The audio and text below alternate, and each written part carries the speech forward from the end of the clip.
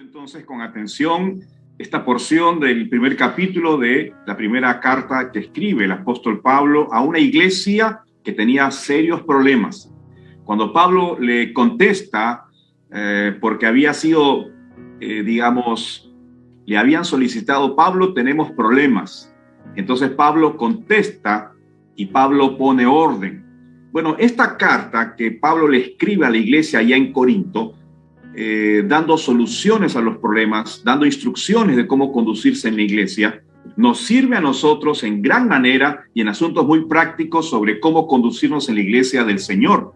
Por eso el tema de nuestra reflexión, de nuestra serie de estudios, tiene que ver con este estudio de la primera carta del apóstol para saber conducirnos en la iglesia del Señor. Amado hermano y hermana, hermanos en Cristo, cada miércoles estamos aprendiendo lecciones muy concretas que usted tiene que ir incorporando en su corazón y en su mente y poniéndolos en práctica, porque en un momento determinado habrá la necesidad de que usted recuerde estos principios, recuerde estas enseñanzas para que sepamos conducirnos de la mejor manera.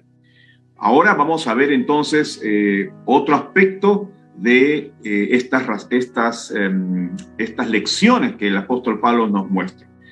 El título de nuestra reflexión de hoy tiene que ver con Cristo es el argumento para guardar la unidad de la iglesia. Entonces, lo que encontramos aquí es un gran argumento frente al problema de la división. Ya lo empezamos la semana pasada. Luego de los saludos, luego de la introducción, Pablo inmediatamente pasa a corregir la primera desviación de esta iglesia, que era el divisionismo, el partidismo. El argumento entonces de Pablo frente a esto es: ¿está dividido Cristo?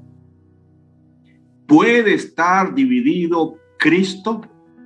Y eso es lo que Pablo tenía en la mente cuando estaba escribiendo.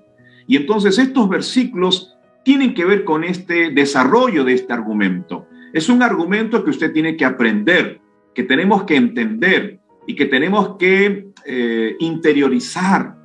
No necesitamos muchos argumentos o muchas voces.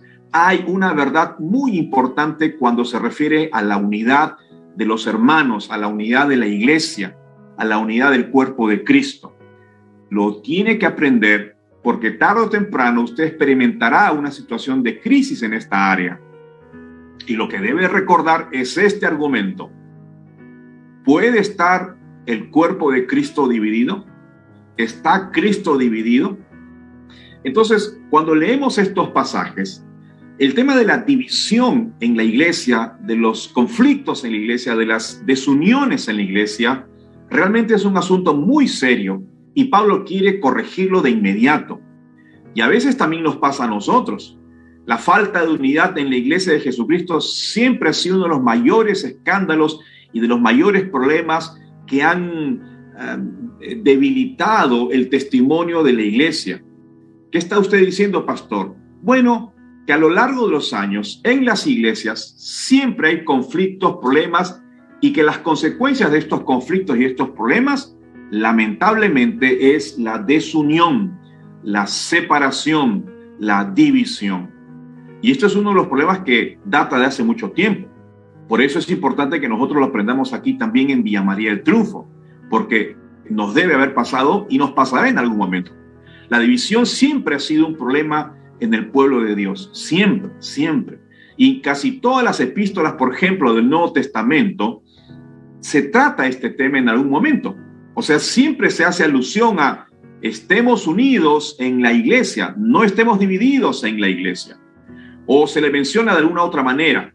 Pero ojo, incluso en el cuerpo más pequeño que representó el entorno de Jesucristo, también había conflictos de división y no siempre se llevaban bien entre ellos, a pesar de que estaban con Jesucristo, el Maestro. Entonces, ¿eso qué nos enseña? Bueno, que este asunto es muy delicado y es un asunto muy común cuando hay seres humanos. Cuando hay hombres, cuando hay mujeres, siempre habrá este tipo de conflicto. Ahora, lo que tenemos que recordar antes de iniciar el análisis de nuestro texto es que la división, la desunión, amado hermano, estimados hermanos, siempre es contraria a la naturaleza misma de la iglesia de Cristo. Es decir, la naturaleza de Cristo se funda en la unidad. Cristo fundó una iglesia para ser una y no estar dividida. Por tanto, la unidad entre los hermanos, entre usted, entre las hermanas, los hermanos y yo, debe mantenerse y siempre tenemos que cuidarla. ¿Quién tiene que hacerlo esto? Cada uno de nosotros. Desde donde estemos, tenemos que cuidar la unidad del cuerpo de Cristo, la unidad de la iglesia. Y si esto no anda bien, es decir, se quiebra en alguna parte, en algún grupo de hermanos o en algún grupo de personas dentro de la iglesia, entonces lo que se tiene que hacer es curarse inmediatamente para restaurar la salud y la eficacia del cuerpo de Cristo en su testimonio, porque esto es lo serio. No solamente se atenta contra la misma naturaleza de la iglesia, que es la unidad, sino que cuando los no creyentes ven a los hermanos separados, entonces el testimonio de la iglesia se debilita. Por tanto, tenemos que curar y tenemos que aprender incluso a estar sanos, ¿no es cierto? A curarnos en salud, como se dice, a curarnos en salud. Entonces, la iglesia, para que quede claro, no debe tener signos de división entre los hermanos. Por eso en Juan capítulo 17 tenemos una oración preciosa de Jesús. ¿Recuerdas? Juan capítulo 17, no tenemos tiempo para leerla toda, lo puedes leer en casa, pero en esa oración Jesús le pide a su Padre que sus discípulos puedan estar unidos. Mira el interés del Señor Jesucristo. Mira la conciencia que tenía Cristo de esas debilidades muy humanas nuestras, ¿no es cierto? De pelearnos entre unos y otros, entre enemistarnos entre unos y otros. Entonces, ¿qué oraba Jesús? Según Juan 17, capítulo 17, él decía: Padre, que ellos estén unidos. Qué precioso. Que ellos estén unidos. Esa oración te alcanza a ti y a mí, ¿sabes? O sea que Jesús estaba orando incluso por ti y por mí, porque hoy somos iglesia. Y su oración era que los miembros de la iglesia estén unidos siempre. Y la única manera en que esta unidad puede tener un impacto entonces en el mundo, en nuestros vecinos, en la casa, en nuestro barrio, en nuestro distrito, es que esta unidad sea visible, que se note, que sea evidente.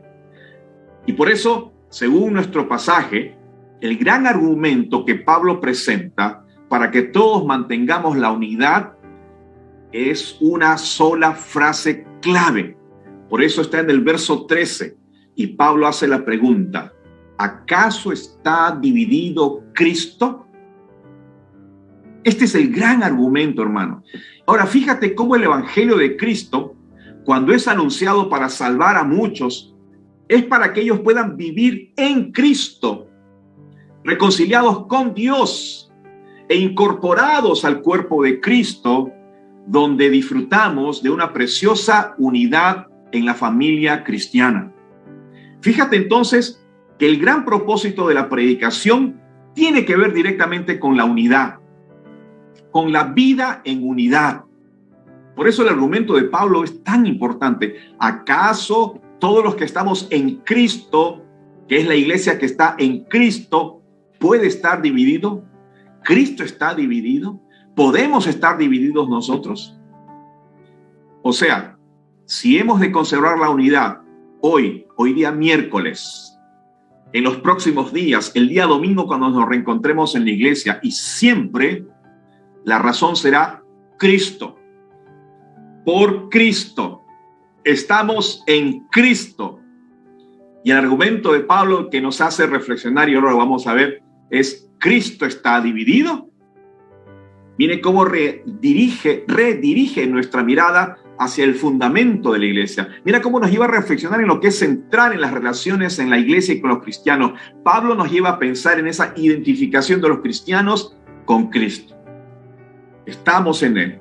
Por eso el título de nuestra enseñanza de hoy es: Cristo es el argumento que tenemos que aprender para guardar la unidad de la iglesia. No otro.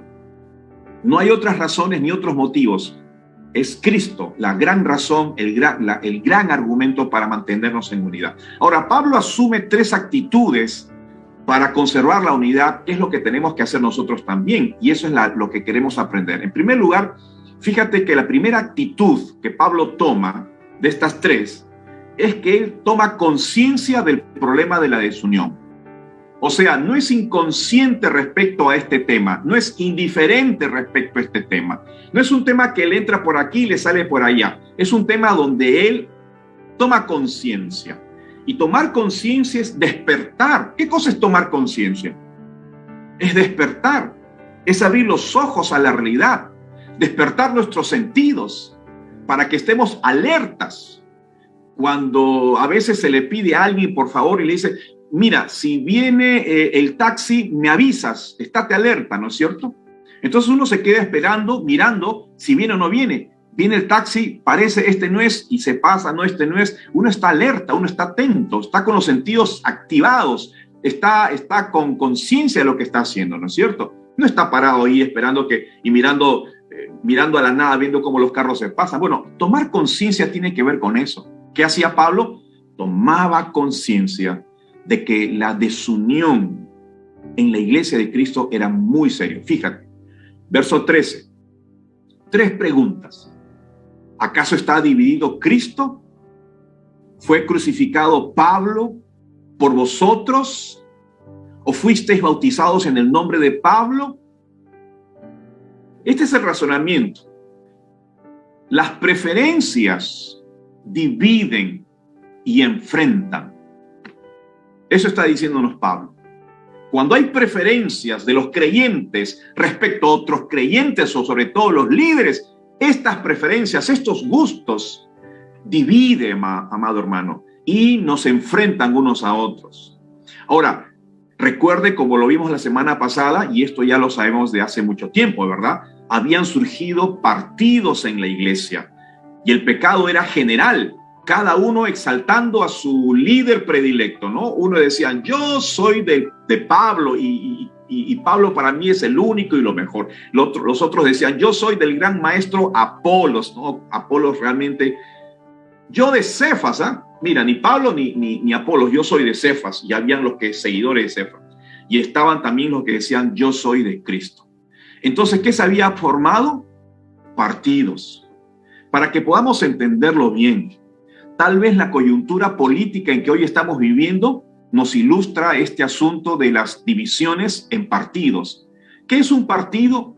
Es una agrupación de personas que tienen una misma idea respecto a algo o a alguien, ¿verdad? Y hoy podemos ver cómo en nuestra vida política los partidos y los que militan en esos partidos, que tienen sus preferencias y sus creencias y sus convicciones, ¿qué hacen? Partido contra partido. ¿Qué hacen? Así es. No se pelean, no están divididos. Bueno, eso es lo que sucedió en la iglesia de Corinto. Se habían formado como partidos, preferencias. Y entonces, siempre que se forman preferencias de este tipo por líderes, dividen. Y cuando hay división, entonces surgen los enfrentamientos y los conflictos. ¿Por qué? Porque yo quiero imponerme respecto al líder que yo creo que es el mejor en la iglesia. Y tú dices, no, no es el tuyo, es el mío, porque él hace esto y él dice esto. Y entonces esas diferencias de opiniones generan los problemas. En resumen, ¿qué había sucedido? El principio de la autoridad espiritual, amado hermano, y la unidad doctrinal estaba quebrada en la iglesia. Así que, y tenemos que entenderlo por qué. Estas divisiones, ¿por qué habían estas divisiones? Porque en primer lugar habían preferencias personales de los creyentes por ciertas habilidades de algunos líderes. Entonces, como él lo hacía bien, entonces me gusta este líder. Como este otro líder tiene esta otra habilidad, me gusta este líder. Y como este tercer líder hace esta, no me gustan ni los dos, me gusta este, cómo habla, cómo dice, cómo, no sé. Las preferencias, cuando uno antepone la preferencia y no mira a todos los siervos como esos servidores, colaboradores de Cristo. Entonces, cuando uno hace preferencias personales, ya está haciendo división. Otra razón era el orgullo y el orgullo racial de los creyentes ahí en Corinto, porque había divisiones entre judíos y gentiles, o sea, los que no eran de el pueblo judío, los que no eran la raza judía, todos los demás que no eran judíos. Entonces se manifestaban. Entonces los orgullos raciales también dividen.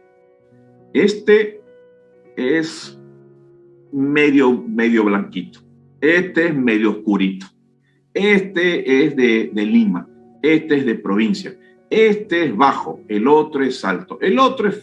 Y uno empieza a hacer diferencias raciales que cuando uno cae en eso ya está haciendo divisiones.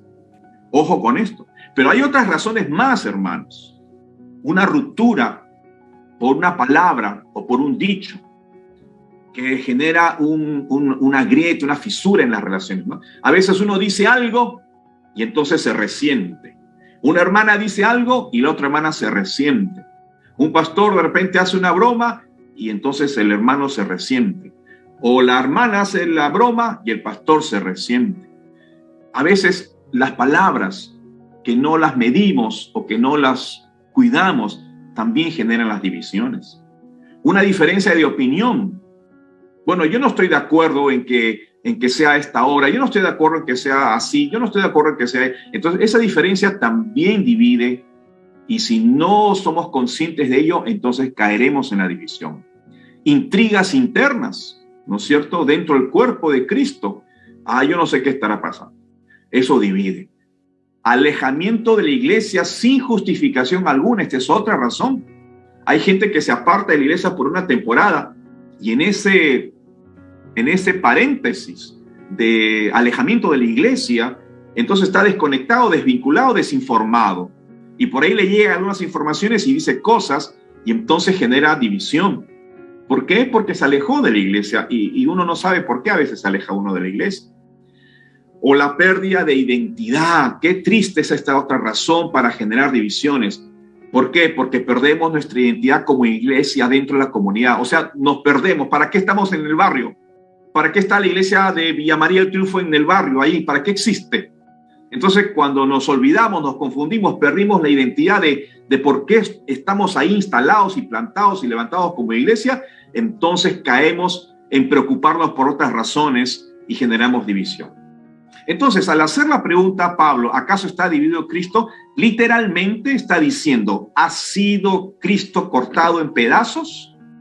Pablo está corrigiendo, recuerda. Y entonces nos hace reflexionar, tomar conciencia, despierten, abran los ojos. Pablo con esta frase, que literalmente dice, Cristo está cortado en pedazos, es una locura, ¿no es cierto? Es una insensatez. Entonces Pablo está demostrando lo absurdo que significa que los hermanos estén divididos en la iglesia, porque todos estamos en Cristo. Así que es absurdo que estemos separados, divididos y distanciados. No puede ser cortada en pedazos Cristo ni la iglesia. ¿Por qué? Porque es el cuerpo de Cristo. Por tanto, no se puede dividir bajo ningún pretexto. El cuerpo universal de Cristo no está dividido, ni debe estarlo en su manifestación local, que son las iglesias locales. Pastor, ¿qué hace el partidismo? ¿Qué hace la división? Bueno, ya lo he dicho, pero fundamentalmente escuche este concepto.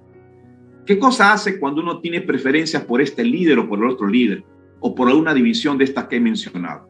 ¿Sabes qué cosa hace el partidismo? O sea, tomar partido por algo, por alguien.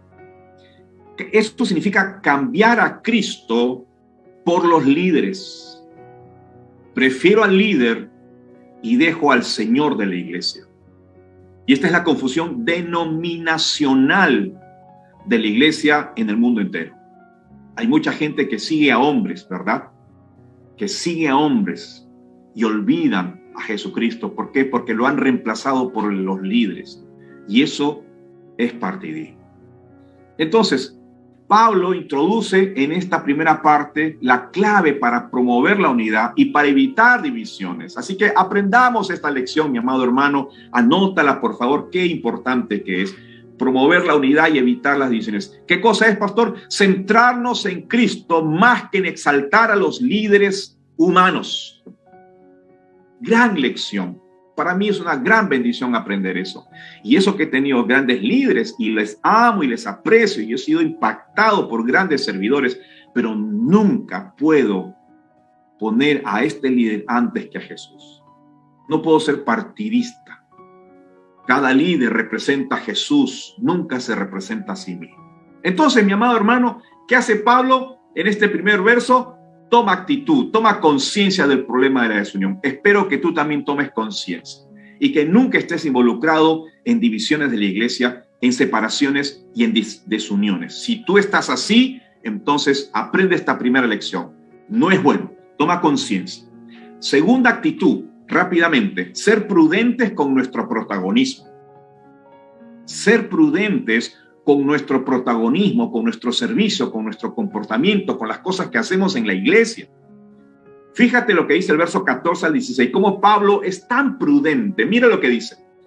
Doy gracias a Dios de que a ninguno de vosotros he bautizado, sino a Crispo y a Gayo, para que ninguno diga, ojo, que fuisteis bautizados en mi nombre. También bauticé a la familia de Estéfanas. De los demás, no sé si he bautizado a algún otro, como diciendo, ya no me acuerdo. Bueno, esta era la prudencia de Pablo. La prudencia de Pablo, con ese protagonismo que podía tener en la iglesia. ¿Qué está enseñando Pablo? Yo no debo ser causa de división por mi protagonismo y mi servicio en la iglesia. Pablo estaba contento de no es que no estaba contento de no servir. No, él estaba contento de que no hizo nada que pudiera haberse interpuesto en la relación que los creyentes debían tener solamente con Cristo. Por eso Pablo dice, menos mal que no he bautizado a todos para que no digan, no, yo estoy de Pablo, él me bautizó, soy con él, estoy con él y soy de él, ¿no es cierto? Y entonces se forma ese seguimiento, esa preferencia, ese partidismo y en consecuencia división, en consecuencia alteración. Reconozco más al líder que a Jesucristo. Por eso él nos dice, doy gracias a Dios que no he hecho eso, que ni siquiera bauticé a muchos. Parece que él delegaba el bautismo a otros. Hizo unos cuantos bautismos, pero no, él siempre parece delegando. De tal modo que notamos la prudencia de Pablo. Eso significa que el bautismo no sea importante para él. Sí, de hecho que era muy importante, pero era un asunto secundario con respecto, por ejemplo, al predicar. Y para él el bautismo tenía un lugar, pero no era el primer lugar. El bautismo no salva a nadie. Es un mandamiento para obedecer ya como miembro de la iglesia. Y alguien dijo, Hodge, que es un gran comentador y lo he puesto ahí para que lo puedas leer junto conmigo. Fíjate, él dice lo siguiente en este tema. Es un gran teólogo, Hodge. Él dice, la apostasía de la iglesia consistió en hacer que los ritos, como el bautismo y otros, fuesen más importantes que la verdad. Y aquí está diciéndolo en pocas palabras. ¿Cuál fue el gran problema de la iglesia? En valorar más los ritos que la verdad del evangelio. O sea, más importante era la ceremonia, más importante era la forma, más importante era el procedimiento, más importante eran las consideraciones, ¿no es cierto? Cómo se tenía que hacer tal o cual ceremonia, que la verdad misma del evangelio. Por eso Pablo entonces, que estar en Cristo no admite ninguna de estas divisiones que ya son mencionadas. Y por eso recordamos que la única razón para mantener esta unidad es que a Cristo no se le puede dividir en pedazos. Y por eso él no se mostró como gran protagonista para que todos le siguieran. Él siempre consideró que Jesús era el único a quien se debía seguir, porque Cristo es el único. ¿Recuerdas cuando Dios dijo, mi Hijo unigénito? Es decir, el único. Él es a quien debemos reconocer y respetar y honrar a la iglesia. Por eso pregunto, ¿somos prudentes en nuestro servicio y en nuestro protagonismo en la iglesia? Somos llamados a colaborar y a servir. Pero ¿cuál es el problema aquí? A veces, no digo que siempre pasa, pero a veces, uno asume inconscientemente, no sé si te ha pasado, uno asume inconscientemente actitudes como de Mesías, de Salvador, ¿no es cierto? Cuando alguien dice algo así como, si yo no lo hago, entonces no va a quedar bien. O si no fuera por mí, eso no hubiese funcionado. O tal vez, si yo no oro, creo que no, nada va a pasar, ¿no? Entonces, ¿qué estamos haciendo cuando asumimos esas actitudes? Estamos diciendo que mi acción es fundamental y es la única que existe y es la única que vale. Y entonces tengo tal protagonismo que la gente entonces empieza a mirarme y a dejar de mirar a Jesucristo.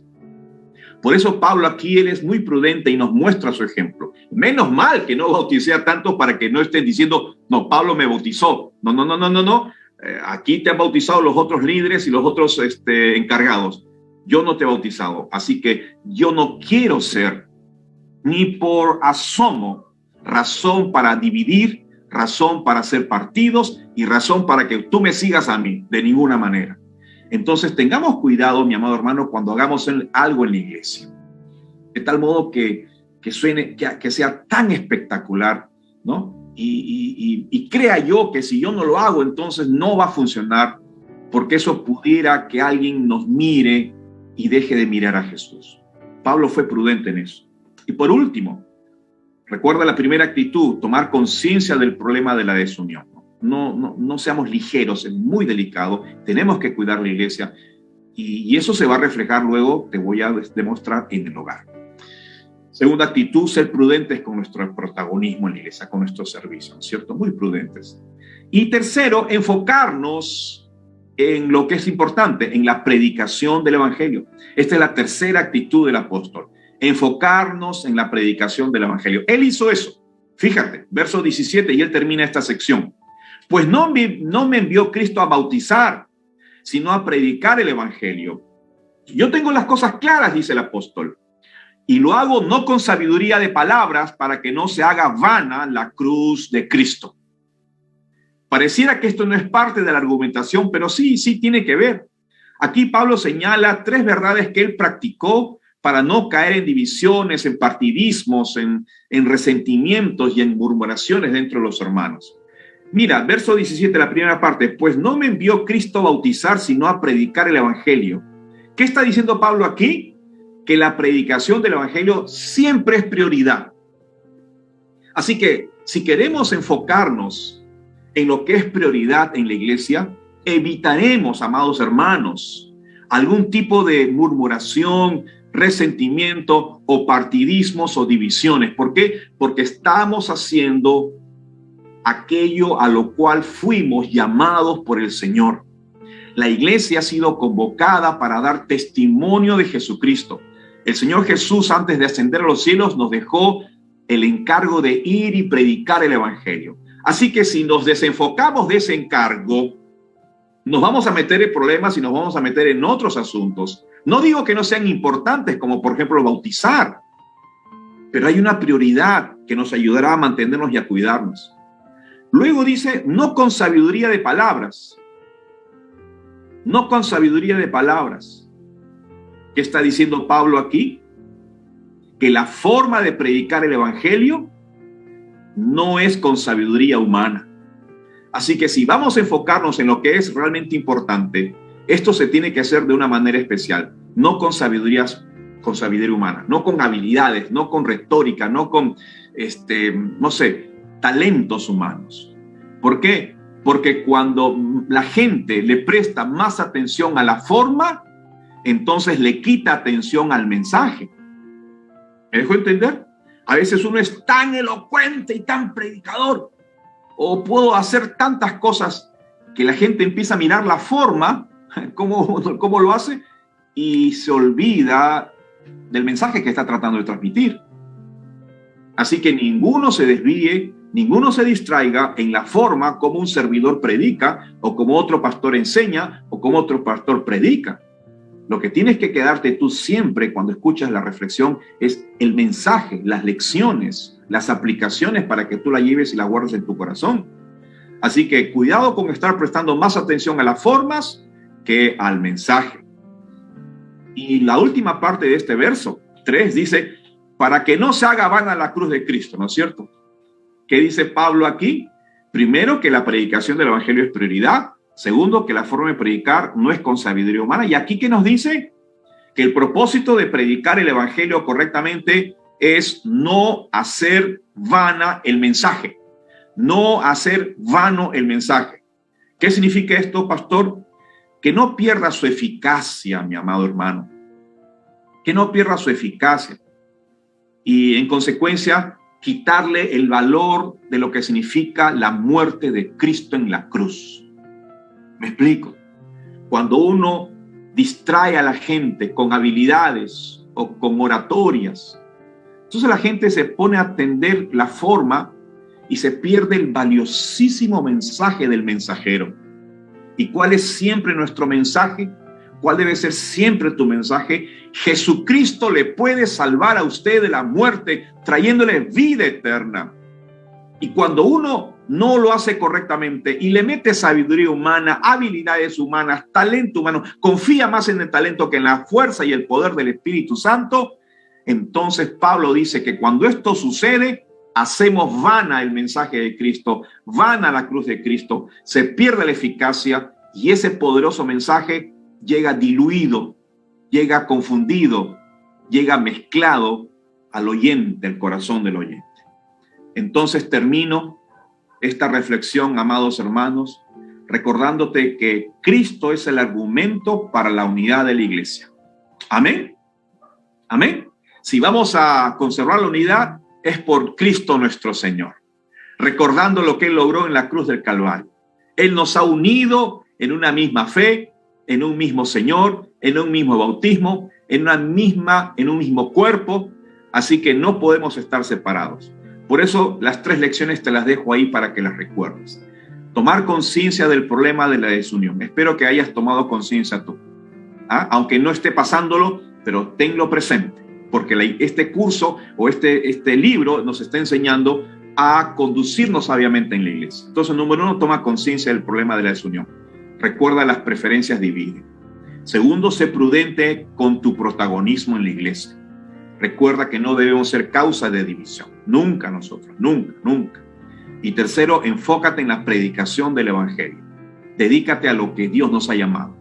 Concéntrate en la prioridad de la misión. Y nosotros como iglesia de Villa María del Triunfo nunca vamos a perder de vista la misión, que es predicar el evangelio. Y ninguno de sus miembros, o sea, tú y yo, tampoco vamos a perdernos de ese enfoque para cuidar la unidad de la iglesia. Entonces, amados, la mejor manera de evitar problemas en la vida personal y en el cuerpo de Cristo es poner a Jesús como Señor de nuestras vidas, entronarlo, ponerlo en el trono de nuestro corazón, de nuestro amor, que Él priorice su vida en mi vida. Y cuando esto pasa, esto se traslada a la familia, ¿sabes? Porque cuando tú aprendes a conducirte en unidad dentro del cuerpo de Cristo, entonces puedes tú replicarlo en tu casa para que la casa no esté dividida, para que la familia no esté separada, desunida y dividida. Ni eso quiere el Señor, ni en tu casa, ni en la iglesia. Que el Señor nos bendiga y seamos obedientes para considerar que Cristo es el gran argumento para la unidad de nuestra iglesia.